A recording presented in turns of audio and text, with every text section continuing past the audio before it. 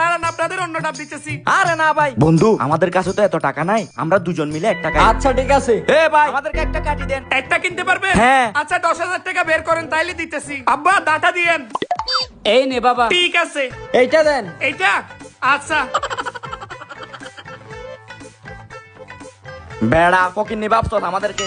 এই হলো আপনাদের ডাব। আরে দাঁড়ান দাঁড়ান, আগে টাকা বের করেন, পরে যদি আবার টাকা না দেন। এই মিয়া দেখতে ফকিন্নির মতো হতে পারি, কিন্তু আমরা অনেক বড় লোক বাস্তবে। টাকা দেন তাইলে।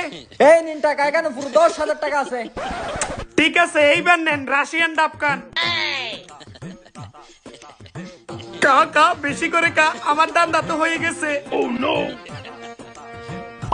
আরে ভাই এটা তো আমাদের দেশি ডাবের মতোই, এখানে স্পেশাল কি আছে? আরে ভাই ভিতরে সব ডাব একই, এই যে বাহিরের রং না এটাই স্পেশাল। আচ্ছা ঠিক আছে ভাই, এই ডাব যেহেতু রঙের কারণে এত টাকা দাম হয়েছে, এটা আমি বাসায় নিয়ে যাব সাজায় রাখার জন্য। ঠিক আছে যান যান, আপনাদের আলমারিতে সাজায় রাখেন, যান যান। ঠিক আছে। যান যান।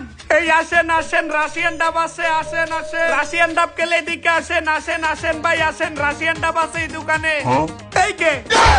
ও স্যার আপনি? এই স্যারের জন্য একটা কচি ডাব কাটেন। এই দাঁড়া, এখানে সকল ডাব সবুজ, এই ডাবটা লাল কেন? ইয়ে মানি স্যার, এই ডাব তো আমরা স্পেশালি রাশিয়া থেকে ইনপুট করছি পর্যটকের জন্য। এই ডাব তো স্যার আমাদের দেশের জন্য গর্বের বিষয়। তুই পর্যটকদেরকে দুকা দিয়ে টাকা বেশি নেওয়ার জন্য ডাবের কালার করছস, এসব আমি বুঝি না। ইয়ে মানি স্যার, আমার ব্যবসা আমি করতেছি, এমন করতেছেন কেন? দাঁড়ান স্যার, যদি কিছু স্যার। কি তুই আমাকে ঘুষ দিবি? আমি এই টাকা জীবনে ধরি নাই। Sorry sir. ইয়ে পকেটে ভরে দে। এই তো লাইনে আসছেন স্যার, এই যে স্যার ভরে দিছি। আমি ইনস্পেক্টর 19-20, টাকা পেলেই সকল মামলা করে দে ডিসমিস। ভালো করে ব্যবসা কর, আমি থাকতে তোর কাছ থেকে এখানে কেউ সাদা নিতে পারবে না। আসসালামু আলাইকুম। সাদা কেউ কেমনে নিবে? আপনি তো একজন সাদাবাজ। এই ফুট, জি আব্বা। আমি যে এত বছর ধরে ডাবের ব্যবসা করতেছি, তোদেরকে কোনোদিন অভাবে রাখছি? না আব্বা।